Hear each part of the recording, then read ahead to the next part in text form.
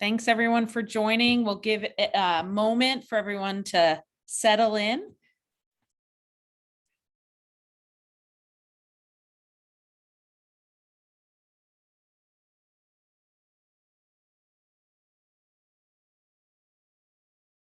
I love seeing everyone arrive.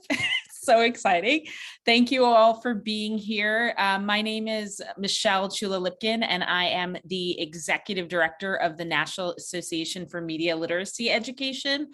Thank you so much for joining this important conversation, a conversation on digital and media literacy with TikTok. We're very proud to partner with TikTok on Media Literacy Week and throughout the year on efforts to advance media literacy education around the US and beyond. Really excited for the conversation we are about to have. And without further ado, I'll pass it off to Victoria Mccullough from TikTok. Awesome. Thank you so much, Michelle. And we're just really excited to be a part of this and be a part of celebrating Media Literacy Week with you. And we're so glad and grateful for the parents and the media and digital literacy advocates who have joined us tonight from really around the country. My name is Victoria Mccullough. I work on TikTok's Trust and Safety Outreach team. Our goal on our team is to build partnerships with external voices and organizations to improve safety on TikTok. We really have a great panel here tonight that is going to hopefully cover a lot of topics and some really important tips for everyone. But before we dive into the panel discussion, just wanted to take a second for anyone who is maybe new to TikTok to just tell you a little bit about our community. I imagine most of you may have at least experienced one video so far, but for those who aren't familiar, TikTok is an app where people create and watch short videos. It is not social media, but a place for entertainment. Every month, more than 1 billion people come to TikTok to express themselves creatively, share talents, enjoy entertaining content, and engage with a diverse and global community. Really, no matter what you're interested in, TikTok has something for you or a community for you. This could include a cool new science experiment, a new way to calculate percentages, how to clean an oven, or embark on a new DIY project. Just to give you an idea of this type of content, we have a couple TikToks for you, including one from our panelist today, Jason, or on TikTok, as he is known, Dad Life Jason. So we will show you these. I think maybe the sound this time.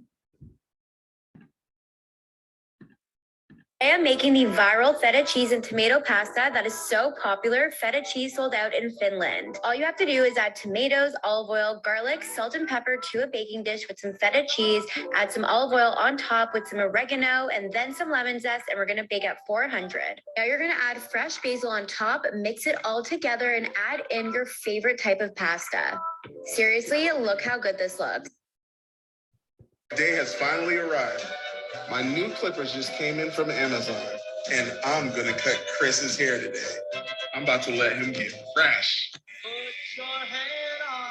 First part.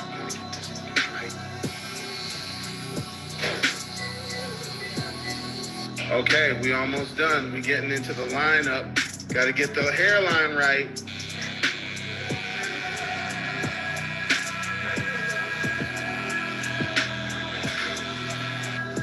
Yeah, nice. It's a bull crap. Let's go.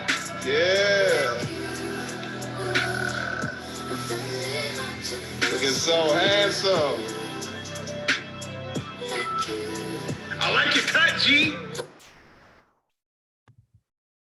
Oh, love it. So many things to teach us, Jason, so many things. And we want to point out just a few of our amazing partners. We have 3 who are here tonight: Cyberbullying Research Center, the National Parent Teacher Association, and NAMLE, of course. We work with organizations like this who really help partner with our team on educational programming, like media literacy, and really help inform how we develop policies to improve community safety. And then I want to point out just a couple of specific youth safety tools and and just generally practices that we help to keep our community as safe as possible. So first, the full TikTok experience is available to those who are 13 and older. If someone under the age of 13 tries to sign up for TikTok, they'll go to our TikTok for Younger Users experience, which is designed to be an age-appropriate environment with content specifically curated for that audience. In the full experience, we offer a range of safety and privacy controls to empower people to make decisions about who they share content with. We really believe it's important to ensure an even stronger proactive protections to help keep teens safe. Two features I want to highlight is our 13 to 15-year-olds can't send direct messages or host live streams. Their accounts are also set to private by default, which means only someone who the user approves as a follower can view their videos. We have put all of this information in one place for anyone who's interested in our youth portal, for parents to learn more and help ensure that they understand the different ways they can help direct their children's experience on TikTok. And then here, our family pairing is one of our most innovative tools. This allows parents to link their TikTok account to their teens and set controls. So using family pairing, the parent or caretaker can determine such features as whether their account is private or public, who can comment on your teens' videos. And one really important one here is how long can teens spend on apps each day. And the family pairing tool allows you to set time limits for TikTok specifically. And finally, and this is one that I think we really, one of the reasons we're really excited about tonight's conversation is we really have set out to understand the type of support that teens are looking for, and what they are looking for from trusted adults in their lives. And that's, we've really tried to help simplify things for parents and encourage ongoing conversations among families. What we found is that teens need help with the basics. They want their parents to help them understand the rules, be available to chat and have these conversations, and really to not panic when things might go wrong. These conversation starters are available on our Guardian's Guide on our Safety Center. And then finally here, media literacy is, again, I can't stress enough about how grateful we were to be able to partner with NAMLE for this week. Plays a really vital role in helping us curate a really positive and welcoming and safe environment. The three ways that we try to at TikTok to support media literacy are: one, on-platform education. So in partnership with NAMLE this week, we've developed now at this point 2 video series that share tips and tricks on what questions to ask when creating and consuming content. It's partnerships like this that really help us promote healthy online behavior in addition to content. The other area is we have really strong fact-checking partners who really help us review, assess the accuracy of the content that's getting posted. So if the content is being determined or is determined as false, then we will remove that. And then finally, community reporting. We offer ways for our community to flag videos and accounts that they believe are violating our community guidelines, like sharing misleading information. So with that, hopefully that was helpful for anyone who's kind of new to TikTok, and then for anyone who wasn't familiar with some of the tools and features that we have available, especially for families and parents. We wanted to make sure and share that with you tonight. But I now would love to kick off our panel and start with some introductions before we dive into the discussion. So Jason, I would love to start with you. All right. My name is Jason Linton. I go by the name Dad Life Jason. I'm a content creator on TikTok that mainly focuses on family branded content about my family, as we are a multicultural, multi-ethnic family that's come together through adoption and through foster care system. And I'm just showing people that perspective and showing them the love of gentle parenting, especially from my perspective as a father. Awesome, thank you. Carrie. Hi, thank you for having me here. My name is Carrie Neill. I live in Barrington, New Hampshire, and I am here representing as the National PTA Connected Ambassador. I'm a proud mom of 3 kids. I have one in 8th grade, one in 4th grade, and one in 2nd grade. And I'm just happy to be part of this conversation. Awesome, thank you. Samir, I'll turn it over to you. Thanks, Victoria. Hey, Jason. Hey, Michelle. Hey, Carrie. I'm glad to be with you all. And we also definitely appreciate those who are in attendance. With Justin Patchen, I co-direct the Cyberbullying Research Center. I'm also a professor of criminology at Florida Atlantic University. And I just spend my time thinking about youth and tech and social media, obviously to focus on reducing the negative uses, abuse and misuse, but also, of course, what can we do that's intentional and meaningful to stimulate or induce positive behaviors, which I'm sure we'll talk about today. And Michelle, no, you mentioned a little bit in the beginning, if there's anything else we should know about. Yes, I have a 17 and 19-year-old, so that's exciting. They're both on TikTok. And I was telling Carrie that I'm a recovering PTA president, so that's really important to know also. But NAMLE, for those of you who don't know, is a national membership organization. We obviously host Media Literacy Week each year, but we also act kind of as an umbrella organization for media literacy in the US, and then act as a voice of the US media literacy community in global discussions. So you can kind of see us as a resource or a convener, and also kind of a thought leader in this space. And, we're working every day to move media literacy forward. So we're so happy to be having this conversation. Awesome. I want to kick it off and just to start with a big question here, but to kind of align us on sort of what maybe led us all to be excited about this discussion. But I'll kind of open this up to everyone, but would love for folks to talk about what does media and digital literacy mean to you, and why does it feel important either in your work or your own personal life? And Samir, maybe I'll start with you, and we can move around from there. Sure, and I don't want to sort of steal anyone's thunder if they've got this like pristine definition of media or digital literacy, but I always think about how our youth need to continue to level up with various abilities, and one of those has to do with the ability to just sort of like take in content, analyze it, evaluate it, and of course create content in a way that is appropriate. And so, as you know, I work at the intersection of misuse and technology, and so when it comes to that, it just feels that the kids who have their heads on their shoulders like properly, the kids who slow down, who think through about ramifications, who think about whether this is actually accurate or perhaps a lie, they just tend to make better decisions. They tend to be more civil participants in the online realm. And so that's what I think that digital literacy and media literacy can contribute. Awesome. Jason, I see you nodding your head. Maybe we'll turn it over. For me, digital literacy is just applying critical thinking to the media that you're creating, to the content that you're ingesting, and applying critical thinking towards how does this affect the people that are creating it, if I chose to disseminate that information further, or how does this affect me and my family as I read this stuff, and or just ingest it if it's video form content, and just to understand how to appropriately put back out that energy into the world. If it's something that makes you upset, to be able to apply critical thinking to know, hey, I need to respond instead of just react if I'm going to go ahead and say something about it, and to know that there are connections and ramifications to each action that you do. Some of them are positive, many times some of them are negative, but what I'm trying to teach my kids in this space is to do it so that we can counteract some of the negative that's out there, and to spread and to encourage more positive behavior out in the digital media space. Thank you. Carrie, any other thoughts to add to that? Well, both the previous speakers really covered the gambit of how I would describe media literacy.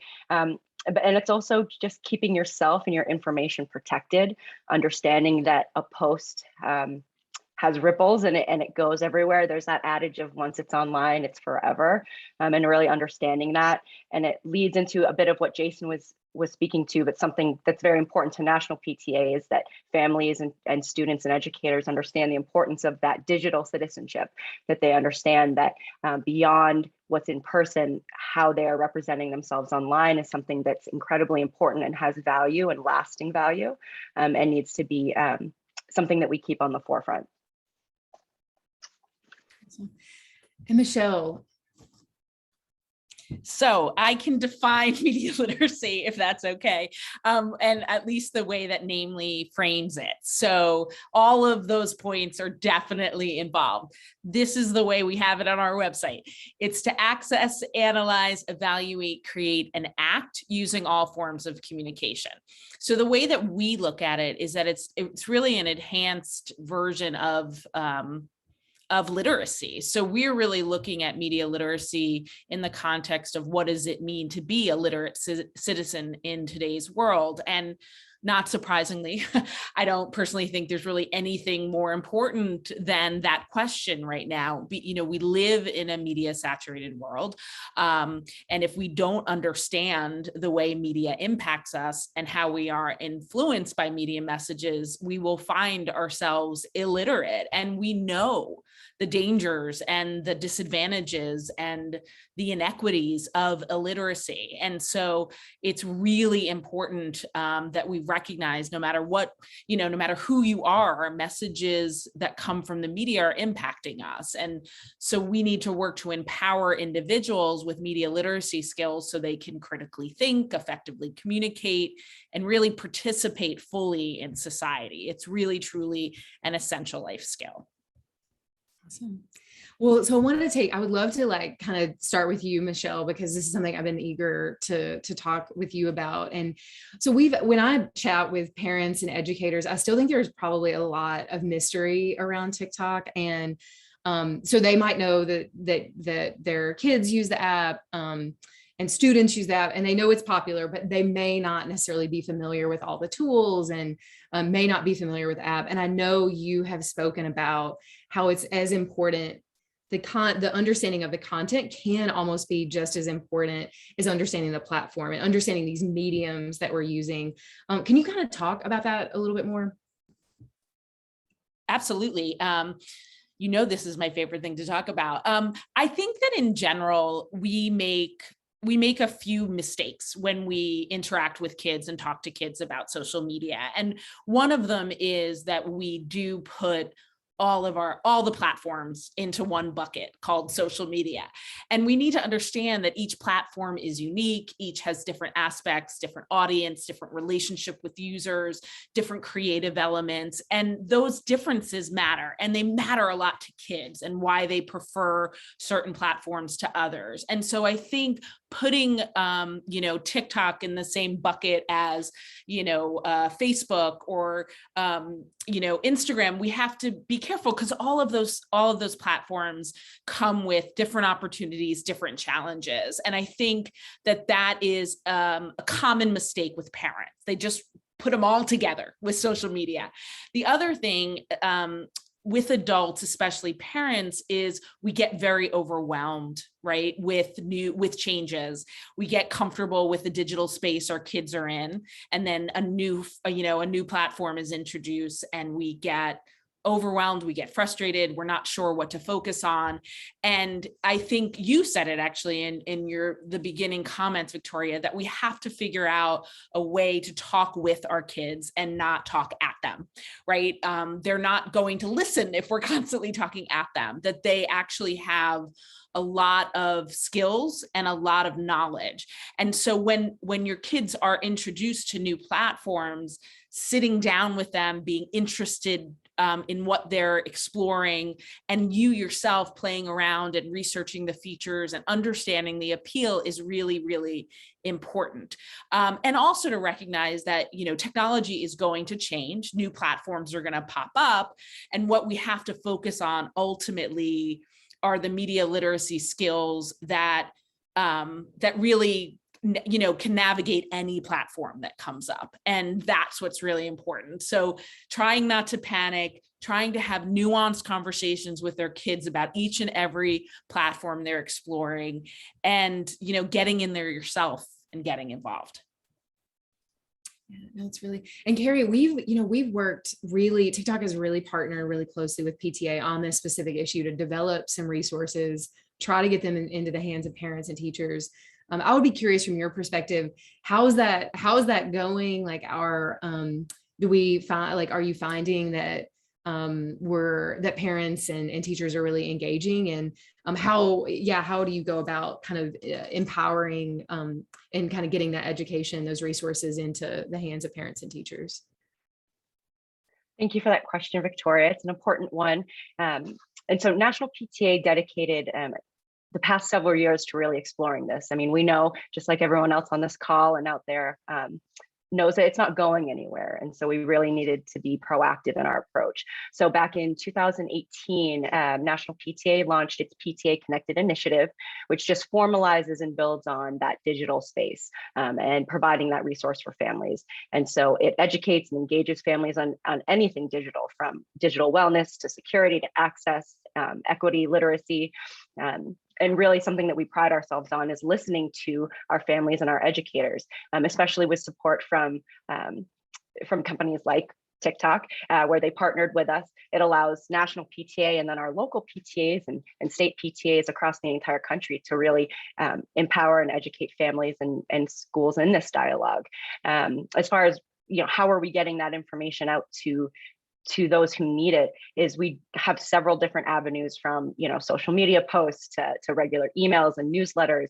Also, our website at pta.org/digital safety has a ton of resources on there that really make a difference and help just start the conversation. It gives you tools so that the fear and the anxiety of having that conversation, whether you're a parent or an educator, can be at ease. And really, that's all parents ever need. That's what I need with my 13-year-old, is just, how do I start that conversation?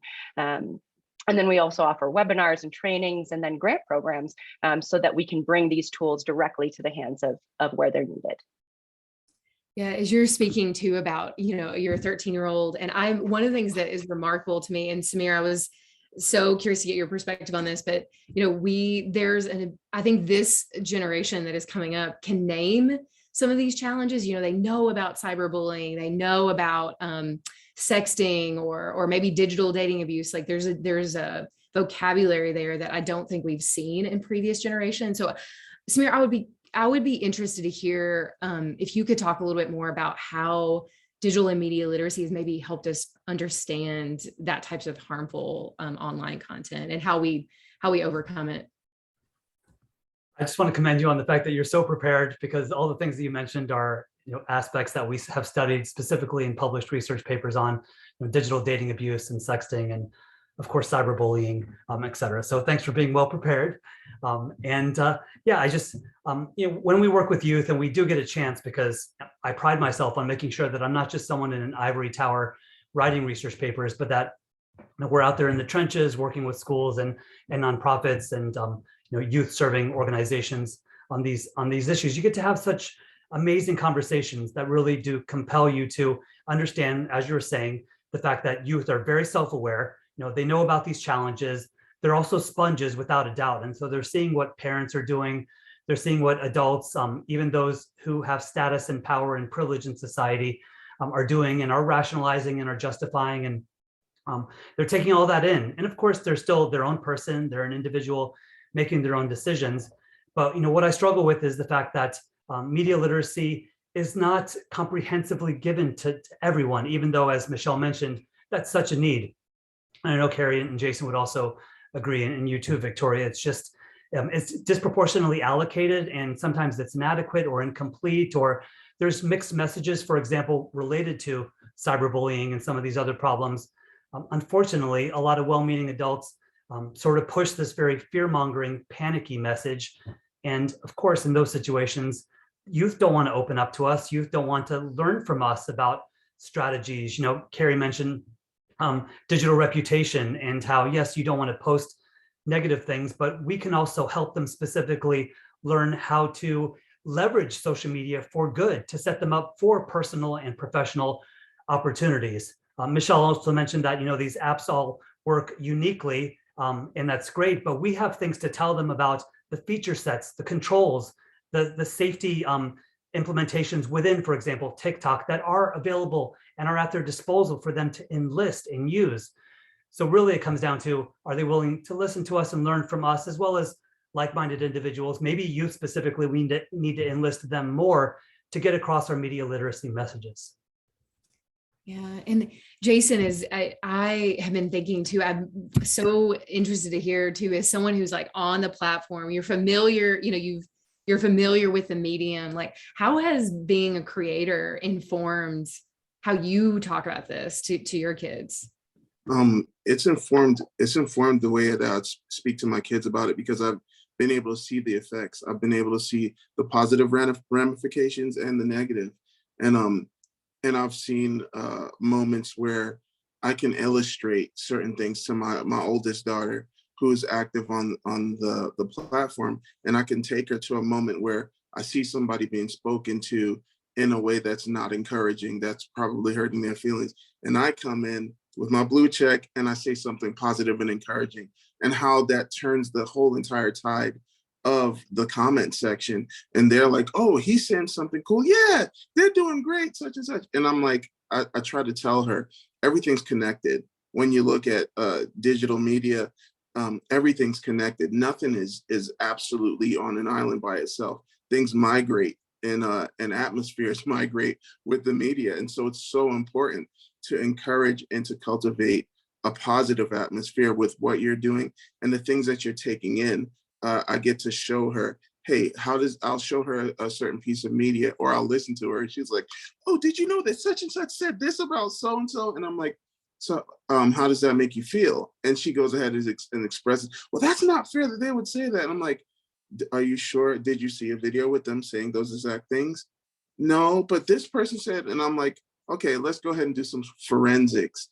And it takes time. You actually do have to set aside some time as a parent to do those exercises with your child, to show them, hey, did you know that you can actually look at some of these tools in TikTok and you can go back and see where a sound originated from, and you can see the original context of something that may have happened on the app. And then you get to know, oh, somebody may have cut this a little bit short to make it seem a certain way, but this is the truth of the matter. And if you take time to think it through, and then you can go and verify for yourself, that empowers them.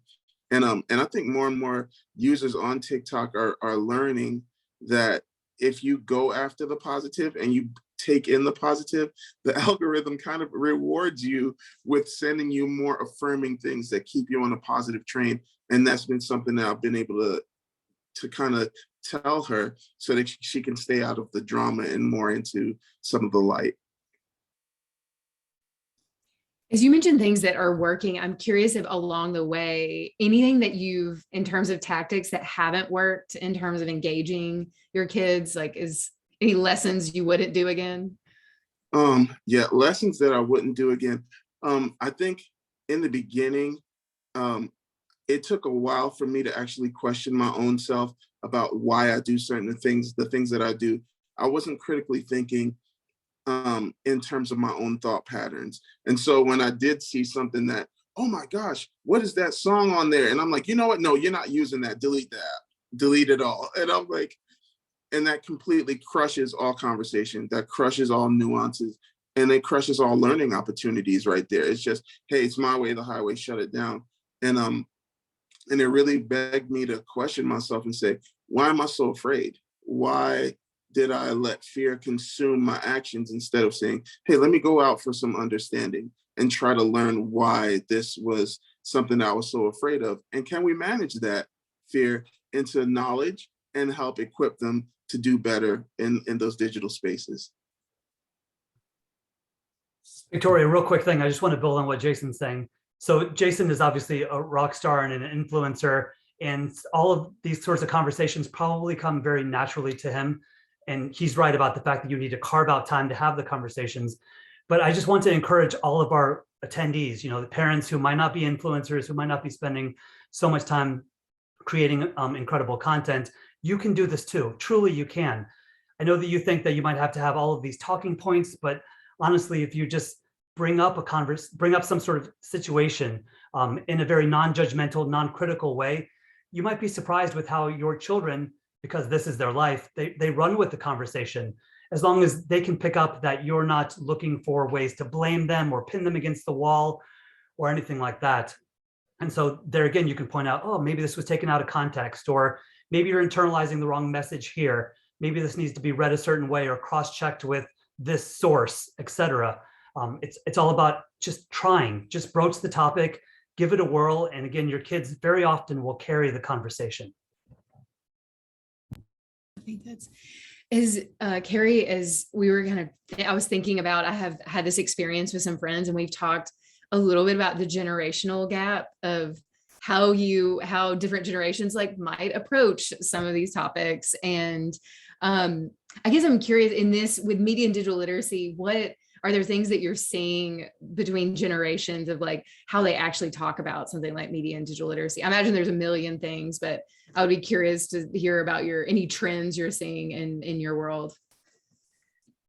That's a great question. I mean, from my experience personally, I remember growing up in the age where instant messenger was like the very first thing, where you were able to speak to a stranger out there and things like that. And my family wasn't prepared for that. We didn't really talk about it. There was no conversation or kind of a social contract about what's safe, what's not safe, chat rooms and things like that. I really had no idea what was out there. And then fast forwarding to today, as a parent now, I like to think at the age that I'm at that, oh, I am definitely up on trends. I know everything. I'm still relevant.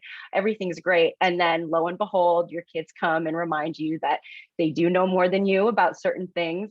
And so as far as the previous question, I kind of think it applies to this, is that don't wait until there's a situation where you have to address it because you're already coming on the defensive. The first time my daughter asked me to get a TikTok account, I went on the defensive because I went to one training or saw one video where like the worst case scenario happened. And it was a gut reaction. It was an honest reaction, but it was not great to facilitate that conversation because my fear translated to my child. What she heard was distrust. And then that leads to hiding and the apps and hiding those programs and not telling you when things happen. And believe me when I say there are ways to hide things that we don't know about yet, that I'm still learning about too. And so I am regularly reminded that there's something new that I don't know of. And even though it feels overwhelming, it does, like we've been saying in the past, it doesn't have to be all encompassing. You do not need a degree in order to have a conversation. It's just the bravery of saying, I'm going to start. It's not going to be reactive, and we're going to do this together and learn together. If it's okay, Victoria, I'd love to add to what Carrie was talking about, because I think that's one of the reasons I like to think about this as a literacy issue, is because parents, if they picture themselves helping their children learn to read, right? It's a very side-by-side process, right? Like we can just picture it night after night, reading the same book over and over again. And then you start with the board books and you're talking to them about the pictures, and then you continue to advance their skill, but you're doing it together. You're doing it side by side, and you're truly helping them learn to decode words, to analyze the story simply by saying, what do you think is going to happen next? And we're very comfortable with that. We know how to do that. And if we think about working with our kids and behaving like in the same manner with them when it comes to technology, then it becomes this side-by-side process. And I think that's so important. And I think one of the biggest disconnects is because we keep pretending that social media issues or technology issues are a youth issue. Like it is not. We are all new at this. We are all navigating this together, and you cannot pretend that you know more, right? So we have to do it side by side, and we have to recognize that whether you're 16 or 60, we're all navigating new territory, and we kind of need to do it together. 100%. Yeah, that's something. Well, a couple of things you said, Michelle, and then Jason, I wanted to go back to something you said, because it's a conversation Samir and I've had like a bit, which is just a couple of things. One is just how important it is, like that, particularly I think this generation that's coming up, but as you said, I think this applies to everyone, is the need to like really encourage them to interact, that passive lessons like just don't work. Like you can't talk at them, but like there is that real need to just be able to have that practice and point out specific types of content. And as you said, Michelle, really do it side by side, but those actions are the only things that really can change behavior. Is if it feels very interactive. And that's something that I'm now thinking, as you're talking, like now thinking of media and digital literacy as something that's not very static, but is something that's actually quite active. And that feels like just a really important, lesson. I think that is kind of even deepening some of the ways I'm thinking about this. And then Jason, something you said really early on when you were describing because it reminded me of like sort of this interactivity, which is you mentioned that you popped into like, I don't know what was going on, but you said you kind of got in and like kind of proactive, use like positive behavior to like turn something around. This is something Samir and I have spoken about before, which is just how, do we think about teaching youth, but again, I want to go back to what Michelle said, everyone, really teaching them how to actively push back on things like misinformation or hate speech. Like, should counter speech and should these lessons like be a part of when we talk about media and digital literacy? And Jason or Samir, anyone can dive into that question. I think in a lot of ways, the counter speech, it's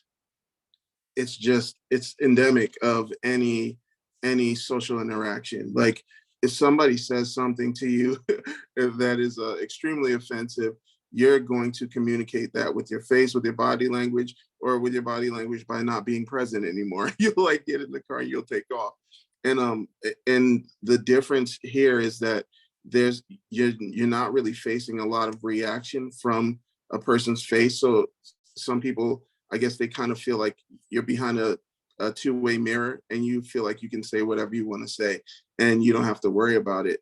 But the thing about this generation of users is that they can collectively emote a feeling from something that's done that is hurtful or that is harmful.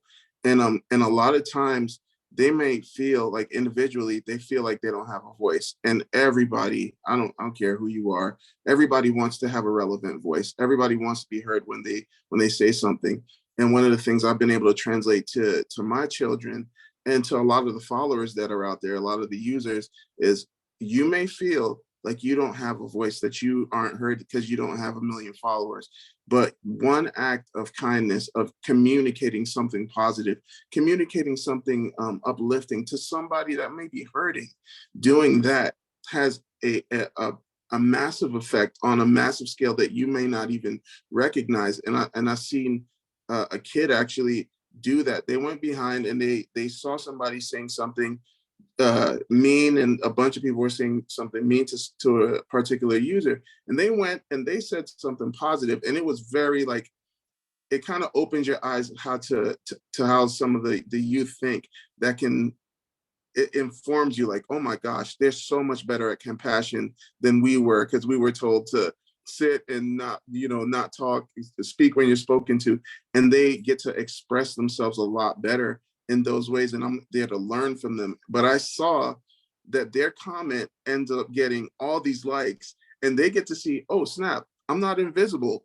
I can use what I'm saying and uplift somebody, and there's a reward behind it. It might not be like that every single time, but to show kids that is something that can happen, that is something that's normal in the way that you use your voice, that you don't have to feel like you're silenced all the time.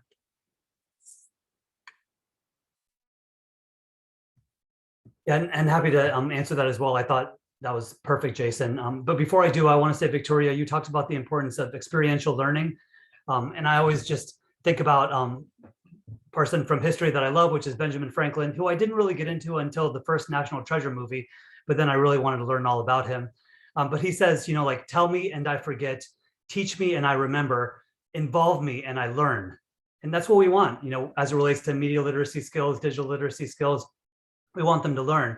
And so Jason emphasized the importance of just sitting down with your kid.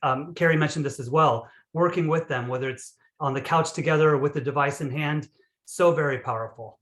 And then back to counter speech, you need to absolutely be media literate in order to engage in counter speech. I was on a hate speech and hate crimes panel earlier today, and we were just talking about this in detail. there's been a ton of great work done by scholars such as Danielle Citron and Helen Gordon and Susan Benesh. And when it comes to counter speech, obviously, again, you're speaking up and you're trying to address something that is unjust or wrong or hurtful. And again, if you don't have certain skills, you won't be able to do that. The first thing is we have to combat inaction. If we just sort of allow it, then it's going to proliferate and everyone's going to think, oh, we're just going to tolerate this and condone it. Meanwhile, we've got various populations who continue to be harmed. And you will be inactive unless, again, you have the skills that, Michelle is all about building and the rest of us is all about building. And so tied into this, you need to be able to, for example, feel comfortable and articulate enough to warn the aggressor about consequences, not only consequences to the target that they're inflicting, but also consequences to themselves, their reputation, the fact that they could be banned from a platform, et cetera. Also within counter speech, you think about, what can you do in order to diffuse the situation, to remove tension, to deflect the attention of someone who's being hateful in another direction? Can you use humor? Can you use images? Can you use memes to sort of, in a softening way, to just get them to be more calm, to get them to be more civil in terms of what they're trying to express? Labeling is also important. For example, nobody wants to be labeled as a bigot or a misogynist or a racist. And so you need someone who has a certain skill set to be able to eloquently articulate that, but in a delicate way, to get the point across and to ideally marshal the support of other people within a channel, within a live stream chat, et cetera. All of these are skills that, again, we're focused on trying to build, but it takes so much intentionality. And as Jason mentioned, a lot of time. And from my perspective, specifically as a parent, but also from a national PTA perspective, I think it's easy for the grown-ups in the room to assume that with rose-colored glasses, that an issue that their child or a child that they have involved in their life brings up an issue, whether it's in-person issue or a digital platform issue, that, it will get better. Don't worry about it. Ignore it. Don't get so upset about it. Don't be dramatic. We put a lot of negative names on big feelings that kids have, and acknowledging the fact that it is okay for them to feel the way they're feeling. Put some words on their feelings that they're having and give them the space to feel that no judgment concept is incredibly important, I think, to encouraging, first of all, that they'll talk to you again about it. They'll look to you for advice about it. And then the fear as a parent or as a caregiver that are things happening that I don't know about? Is that why my teenager is being moody today? Is it because of something they're not telling me? It helps to ease your fears as well, because of that two-way dialogue is just so crucial. Absolutely. We have a few questions here in the last few minutes from some of the audience. So I'm gonna take a look at some of these and direct them. Actually, I think probably a few of us could dive into these. So this first one is a little bit TikTok specific, but I would be really curious to hear what everybody has to say about this or any tips. I'll read this off. My question is more about the platforms in general. You have a kid-safe platform for children, but unfortunately kids do not tell the truth all the time. I have students who are in 4th grade with TikTok accounts that have seen disturbing videos on, and honestly, if I didn't have a relationship with my students, we would not have known at all. How can we, or how do you monitor the false age aspect? Before I can dive into a little bit of the TikTok perspective, but I would be curious, especially for those of you who are probably actively doing this, but if you have any tips for parents on that, kids who may get on and identify as another age. I mean, I think just to address the point in that question about disturbing videos, I think that we still think that kids can get away with not seeing disturbing videos. And I think one of the things that we have to start doing as parents and as teachers and as people that have kids in our life is to meet that head on and say, the internet and social media is a very big place, and odds are you are going to see stuff that scares you, that upsets you, that feels inappropriate. And that's going to happen. And when it happens, I want you to come to me. We have to assume at some level that they're going to see stuff that we wish they didn't see. Like, we're not going to be able to stop that. So what do we want them to be thinking about when they see that? We want them to know that they can come to us, and we want them to know that they're not in trouble, right? That we want to have a dialogue about it. There are things that I see online that I wish I could unsee, right? And so having that dialogue. So I think, yes, of course, I'd love to hear more about what other people say about just the lying to get on the platforms. But I think the idea that we're worried about kids seeing things they shouldn't see on the internet, that is, we have to prepare, because we're not going to be able to completely stop them from seeing stuff we wish they didn't see. I don't even know if I need to piggyback off of that. That was so eloquently said. And I'm just going to state my experience with that. Really, there's no way, like, there really is no way to say, oh, I have a foolproof way for my kid to never see anything bad on the internet. Nobody's got that way unless I don't think there's a possible way, unless you're living in a place with no electricity. Your kid is gonna see something, even if it's not on the screen, they are going to see something that they need context to. And so you need to be able to establish a root context that they are safe to come to you, and that you will engage that without blame. You will engage them and their feelings without blame, and then give them the proper context with that. Because that happened a lot this year when with the George Floyd incident. There was media shown. You couldn't get away. You could turn on Hulu, boom, it would pop up. Like, it was stuff popping up.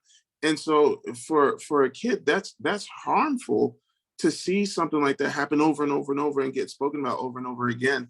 But when they had those feelings, they came to me and said, hey, Dad, this is how this makes me feel, and I'm really sad about it. And I can sit them down and say, okay, where did you see it at? And they don't have to hide that from me, and they can explain that to me.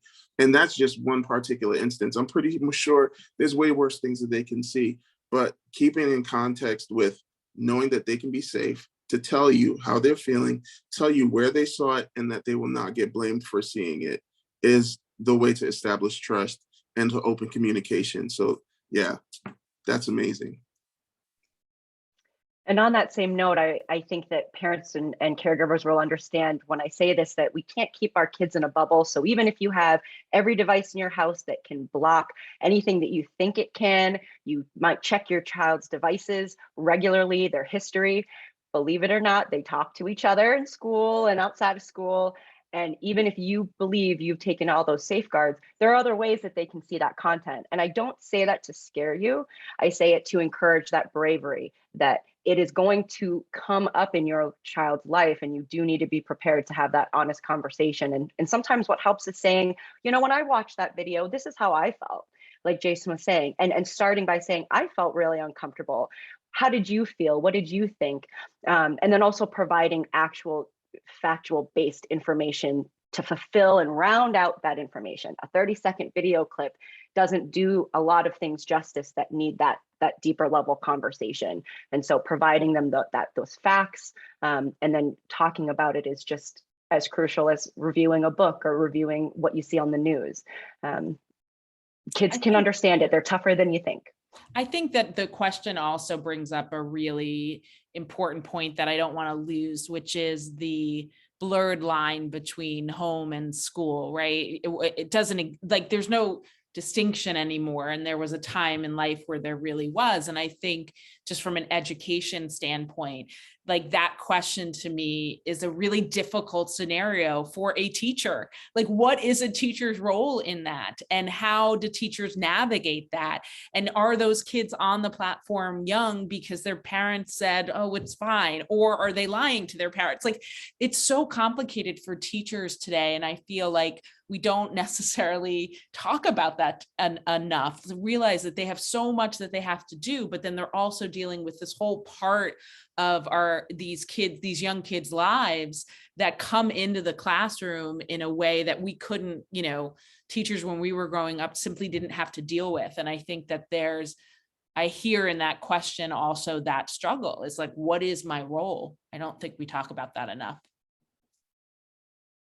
Yeah, I would agree. And I want to mention here, because as I think this is, I've always seen the media and digital literacy as a village type situation. So I want to mention what TikTok tries to do on this side, because I think it takes all of us to contribute and hopefully safeguard against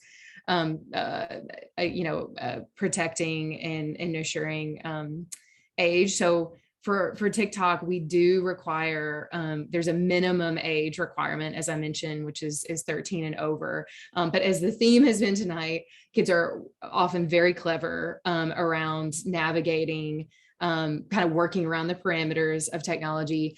So we, as much as we often admire and really lift up creativity, we do delete accounts when we become aware that anyone is under the age of 13.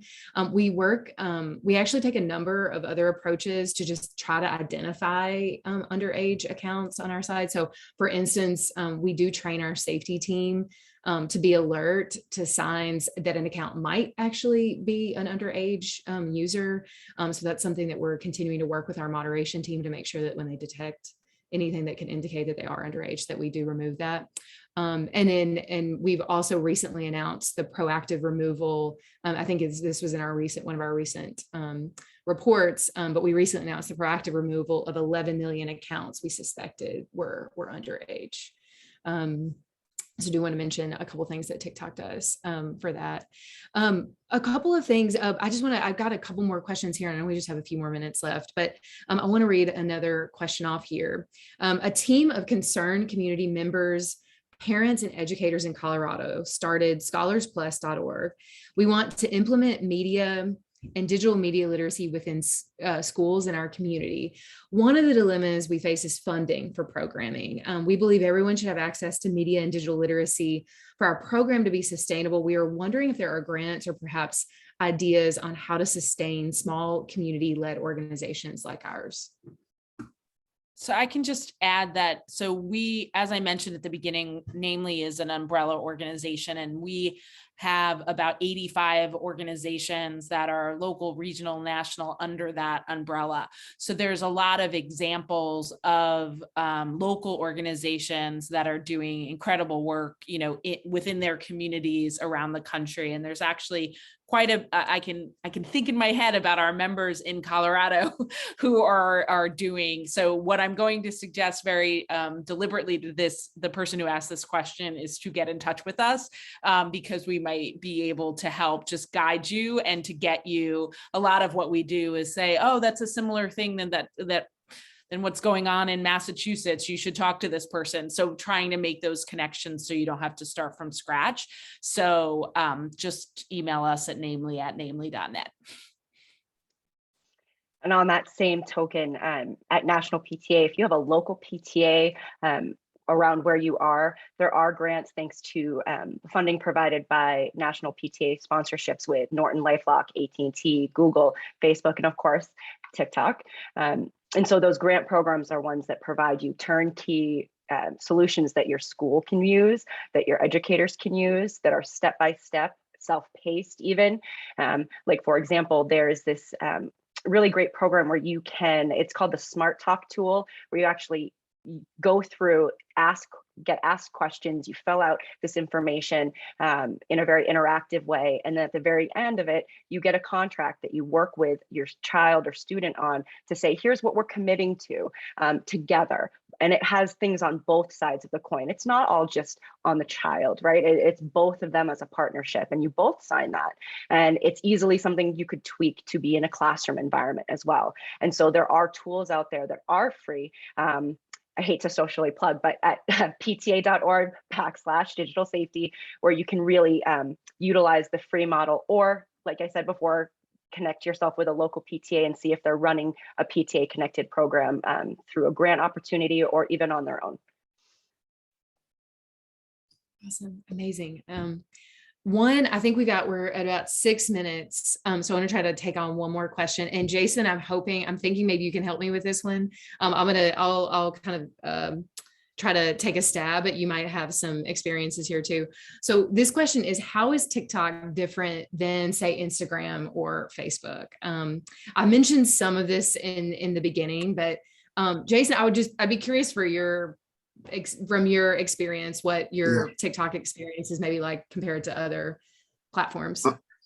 The biggest difference to me initially was the expression. Every person that I saw in the app they were communicating in their own authentic voice, which was, it was not carefully procured.